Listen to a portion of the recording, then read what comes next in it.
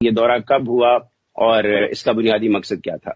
میں کہوں گی کچھ 6 مہینے سے ہم چاہ رہے تھے کہ جو میرا ٹویٹر ہے آپ دیکھتے ہیں میں اس پہ انٹرفیتھ کی ہارمنی کی ریلیجس ہارمنی کی باتیں کرتی ہوں. ہمارا جو ویمنز این جی او ہے جو کہ ایک پاکستانی امریکن این جی او ہے, ہم اس میں جو ایز ویمن لیڈرز بات کرتے ہیں وہ آفٹر 9/11 یہی کرتے ہیں کہ ہم مسلمان ہیں اور ہم امریکن ہیں اور ہم انٹرفیتھ ہارمنی چاہتے ہیں ہر کسی کے ساتھ. تو اسی میں مجھے فشل بن خلاد ٹویٹر پہ ملے اور پھر میں نے ان سے جب بات کرنی شروع کی تو میں نے کہا بھائی امریکہ تو اتنی بہترین جگہ ہے, ہم سب مل کے جل کے رہتے ہیں اور میری دعا ہے کہ آپ پاکستانی ہیں, آپ یہودی ہیں, میں آپ کو وہاں اپنے ساتھ لے کے جاؤں.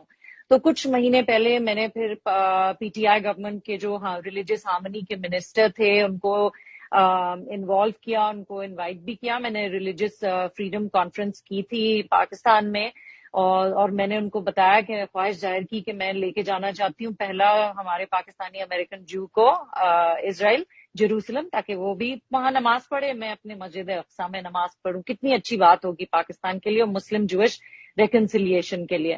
تو انہوں نے مجھے بہت سپورٹ کیا. انہوں نے کہا اسپیشل کو ہم آپ بالکل لے کے جائیں, وہ جا سکتے ہیں, ان کو اجازت ہے. اپنے پاسپورٹ پہ گورنمنٹ نے P T I government Imran Khan صاحب نے الاؤ کیا کہ وہ جوڈیزم لکھے.